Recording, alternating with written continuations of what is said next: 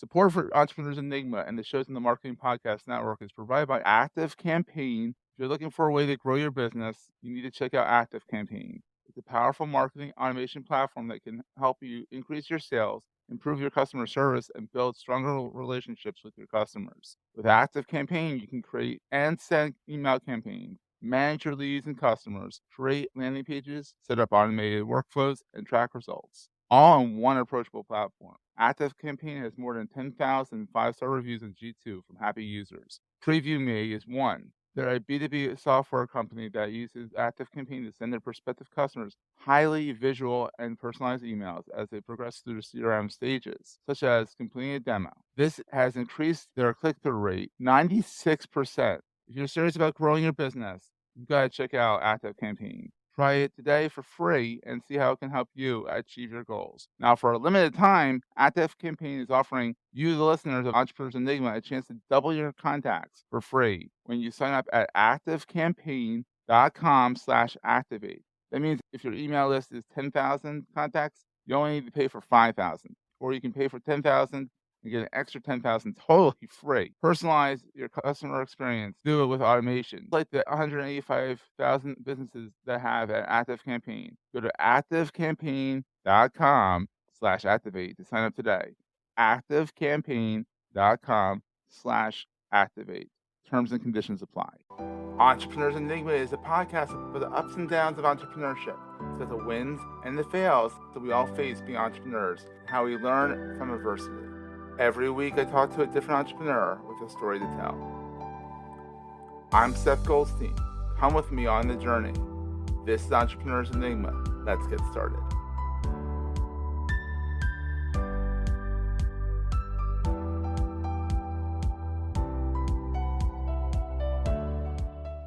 Hey, everyone. Welcome to another edition of the Entrepreneurs Enigma podcast.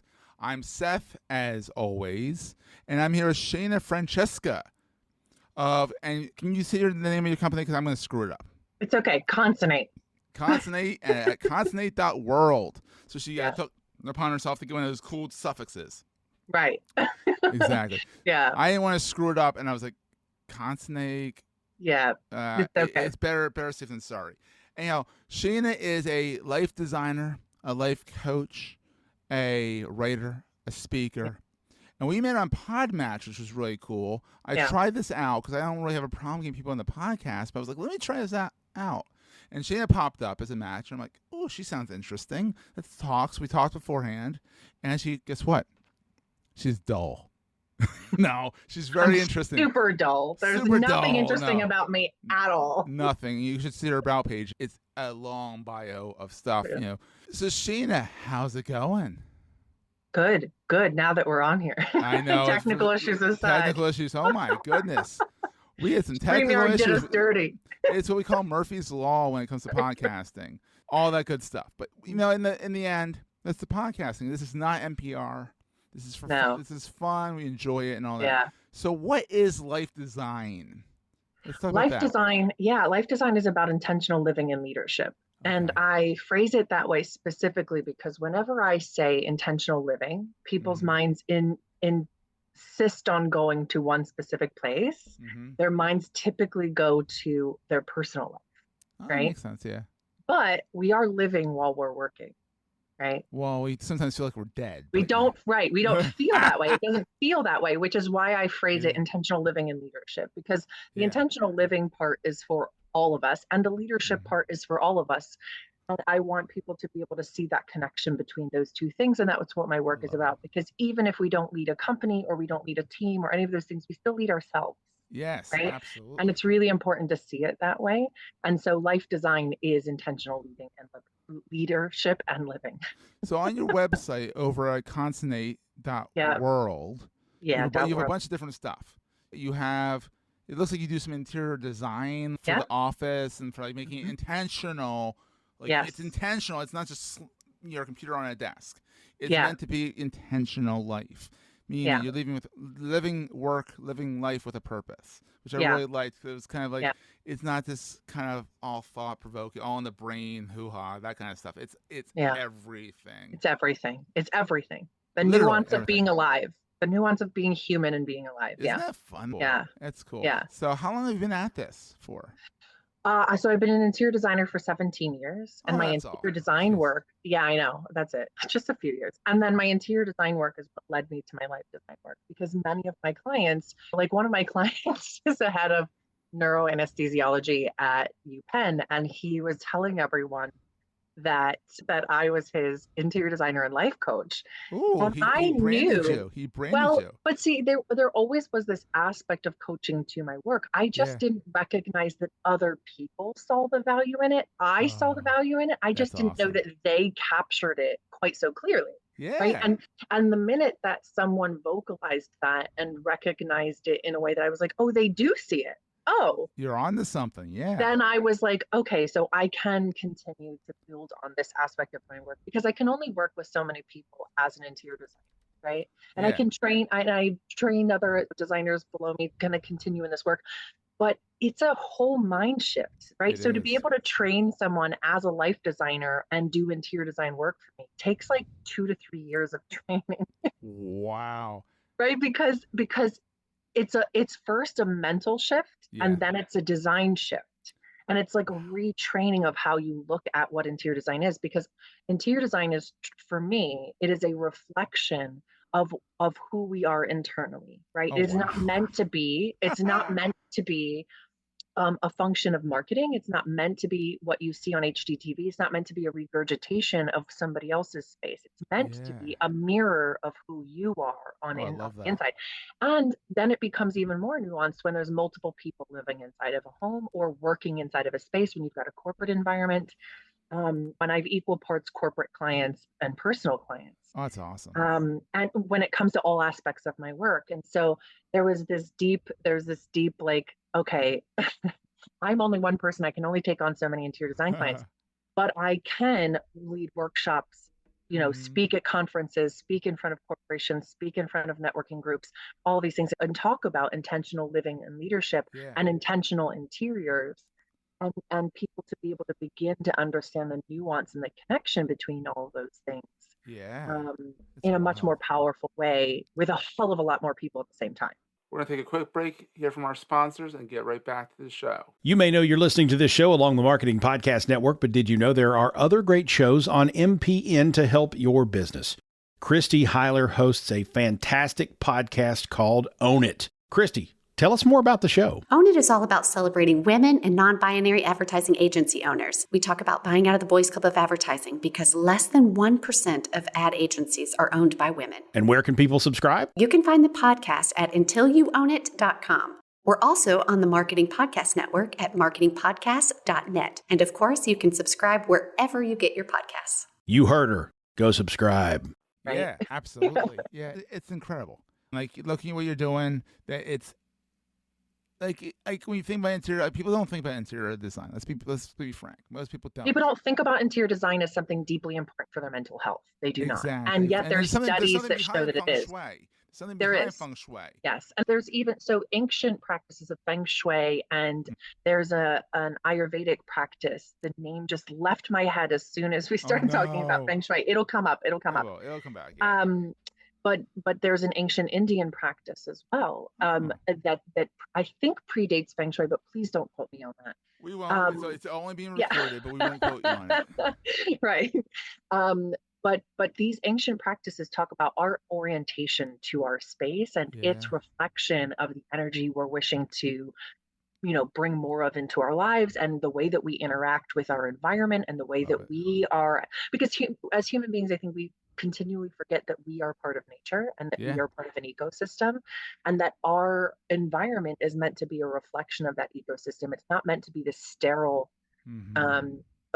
industrialized version of a home. Our home is supposed to be a reflection of who we are, and it is meant to support us, not us support it. Our interior environments, period, are meant to support us, not us to support them. And I think too often they are way too sterile, and we don't recognize the deep impact on our mental health. And there's been studies that came out specifically during the pandemic that showed that our happiness is directly tied to our interior environment. That is kind of true, because I work in my basement, so there's not much feng shui going on down here. But the fact that I go into IKEA, Yeah. What it is, and put up bookshelves behind me. Yeah. Makes me feel a little bit better because it's like it's not just a tarp or a backdrop. It's like this is actually for those it's a watching real it, thing. it's a real thing. Like this book's Yeah. got there. Yeah. If I back up too fast, things fall down. Like Right. literally, like it's happened. I've gone up to stand up on my standing desk and things fall down. Like it is a physical manifestation of like my background, like of what I want to convey. And I love that. Yeah. And it's really cool. So have you always been an entrepreneur, or have you worked interior design for a company before, or like I how's worked this all for work? I worked for other people for a really long time, for 12 years. And then I was like, I can't, there was no room for me to design the way that I knew that I wanted to, the way that I knew that I needed to. There was no room for the way that I thought about interior design. Yeah. And now there's much more conversation about it. And by Yeah. more, I mean there's some conversation about what I'm talking about. But it's still not pervasive. It's still not trickled down to what we understand and consume every single day, because most people are connecting with interior design through, HGTV or through what they see on Netflix or those things. Reality and I do TV interior design. right. Yeah. And that is not real. Right. Besides the fact we could have a whole conversation about the budgets and how those are supplemented, and those aren't close to real.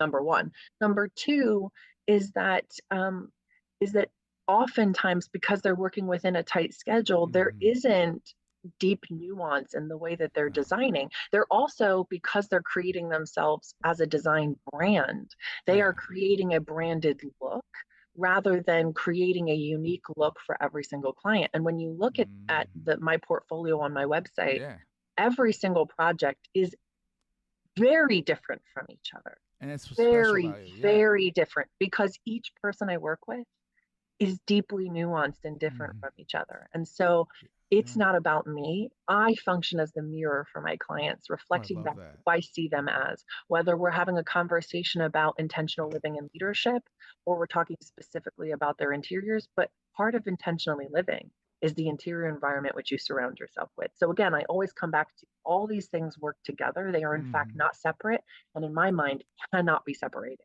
Love it. So what is the best thing about being an entrepreneur? Now that you answered it, but I guess you can say it again. What's the best thing about being an entrepreneur since you're not a cog anymore? Yeah. The best thing about being an entrepreneur is also sometimes the toughest thing is being able to pivot whenever you need to, and when your own growth has gotten you to a place where you can't continue to keep doing things the way that you were doing, and to be able to have the flexibility to be able to just pivot and explore, and to be an explorer within your own business, within your own existence in this world, right? And to see how you can show up better for your clients, right? Through your own exploration. But it also is a two-edged sword in that, it's tough doing things primarily on your own, right? And I have people that I contract to work for me when I need that kind of scale up, right? You can scale up and so on and so forth, but primarily I'm doing this on my own. I don't have employees at the moment, right? Yeah. I'm not big enough to be able to afford employees, and if I did have them, I would insist on equity, within what we're growing. Oh yeah, that's a cool thing. Yeah. Yeah. Well, equity financially is really important for me. I insist on, I've never paid anyone less than $20 an hour, and that was an intern. Wow. I pay and people. You pay what they're worth. Yeah. Right. Or what you hope they're worth. But it's not even that. It's that human beings are the only beings on this planet that have to pay to live here, right? It's kind of true. No, it is true. Yeah, it is. We're the only beings on this planet that have to pay to live here, and yet we systematically deny the resources, money, necessary for people to be able to survive, to be able to provide themselves safe and clean housing, to be able to provide themselves nutritious food, to be able to have access to clean and potable water. All of these things are necessary to sustain human life, and no one asked to be here. They, in fact, were forced here, right? Against their will. Yeah. And then we deny them the money to stay here. We just appeared. Yeah. Correct. And when I founded my business, I decided to no longer perpetuate exploitative systems in which I Love it. had pulled myself out of.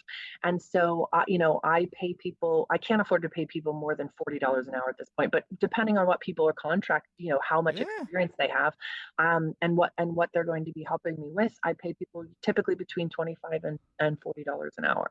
Yeah. Because you're a good person and you value them, and that's the way I it should value be. people. Yeah, I value people. And oftentimes I'm paying them, right? What a concept. You have to value people. I You value do it people and I yourself. show them. Yeah, exactly. Yes. I love it. Yes. So you did talk about the flip side, what keeps you up at night, that it's on you, but like, you want to elaborate a little bit more on that? Like what keeps you up at night, like being an entrepreneur? Yeah.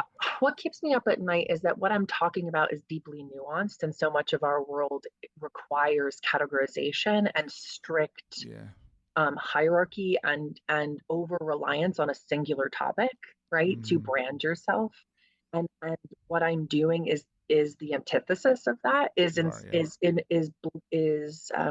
reintroducing us to curiosity and nuance and exploration and play and all of these beautiful things that make us human, that I think the lack of has led to a significant aspect of our mental health crisis, is because we are denying our own humanity simply to survive. And that puts us in a place of trauma daily, right? To have to leave massive parts of ourselves behind every single day simply to survive. Preach. And so my work is adding this nuance back in and trying to create space and encourage community and encourage us to exist once again within an ecosystem, because human beings are in fact part of an ecosystem, which is this earth, right? Yeah. And so for us to understand that is deeply nuanced. And so what keeps me up at night is that is something we feel in the deepest parts of ourselves. Whenever I say it, no one argues. No one says, no, that's wrong. No one has ever said that to me, ever. But what keeps me up at night is that I'm operating in a way that's contrary to our current system, right? And so, it is a matter of like, how do I reach more people faster, right? Like, I don't know how to reach more people faster to have this conversation so we can once again exist in community with each other. Absolutely. And I don't know that we ever truly existed in community together within the United States of America, not in a healthy way. No. But when we look at historically the way that indigenous peoples operated with and traded with one another, and we look at earlier societies, they had their way of doing things that which was a much healthier way, right? And we've never been perfect in human history. There's no such thing. First of all, there's literally no such thing. I don't think animals are perfect. They trip, they fall. I mean, have you ever watched? If you watch TikTok, there's always a lion falling into the moat at the zoo. There's always something silly happening. They're not perfect. They're animals. Everyone's flawed in some way. Yeah. I'm sure that lion felt like an idiot afterwards. Right. All these things. I mean, there's no such thing as perfection, right? Yeah. And the thing that I remind people is that if we seek to be perfect as human beings, the only thing we'll be very, very good at, the only thing we'll be perfect at, is absolutely nothing. So our aim, right, my aim is not for us to be perfect or to create a perfect society, but to create a society in which we are continually invested in curiosity and continually exploring better ways to connect, to understand, to be in community with one another, so that we're not exploiting one another. And we are deeply connected to the impact of our actions, because physics tells us that every action has an equal and opposite reaction. Wow, that's science all of a sudden. Correct. That implies to every single thing that we do as a human being. This conversation has a ripple effect, right? Yeah. Everything that we do has a ripple effect. And when we deny that, we deny our power, right? When we sit with that, it is a very deep and interesting thing. And it can be painful, because then we realize how much we might have harmed others in our actions in the past without taking accountability for it. But again, this is where the nuance of my work comes in talking about the connection between curiosity and respect and accountability and practicing all those things. That's awesome. Wow. Woo! There's a lot to unpack there, which is awesome. Yes. I mean, if people were catch the video and I push it up live, or the audio, my head's going up and down, up and down, up and down. Like I'm gonna give it a strain in my neck. I'm completely in total agreement. So here's a question for you. What is the most important thing to carry with you all the time? Curiosity. Love it. Because wrapped That's up in most important. curiosity is authenticity, is vulnerability, is play, is exploration, is all of these deeply human things that we have lost connection with, because even from the time that we're children, people are telling us curiosity killed the cat, which Oh, I sounds hate that. benign. It It's just a sounds dumb. benign, It's but so it's dumb. not Yeah. benign. It's not benign. No. It You're supposed to be begins to curious. erode, right? It begins to erode our understanding of who we are, and cause us to pull back and be afraid to be curious, because then Yeah. we won't be accepted. If we're too curious, people won't like us, then we won't survive. Like, it goes back to our need to survive as children. And so it's really quite much more sinister than I think we recognize it to I like be, the that word statement. sinister. It is very Yeah, sinister.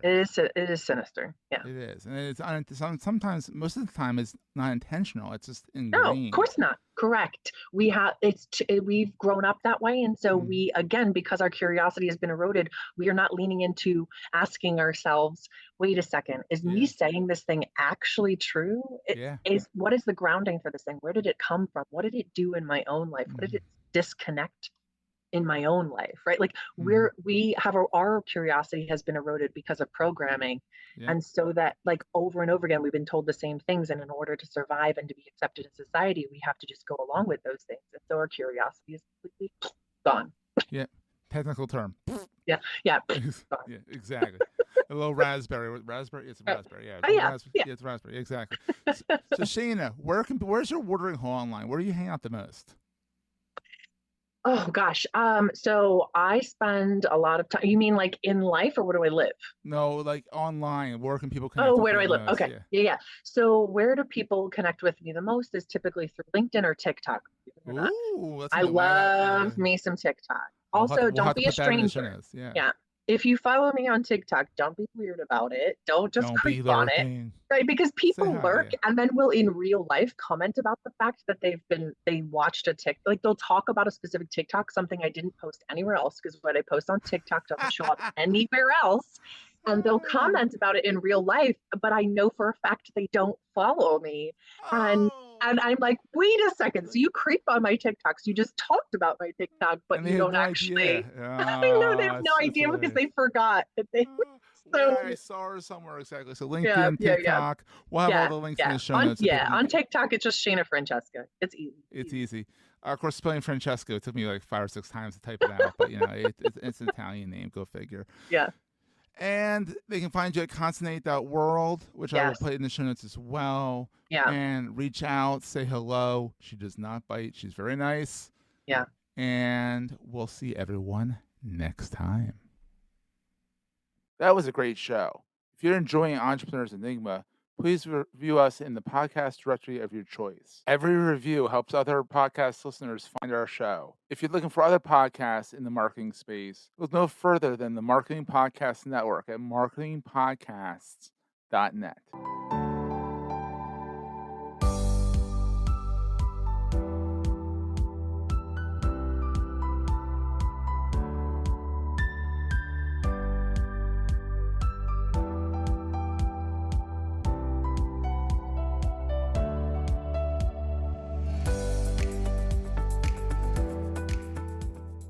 Goldstein Media hopes you have enjoyed this episode. This podcast is one of the many great shows on the MPN Marketing Podcast Network.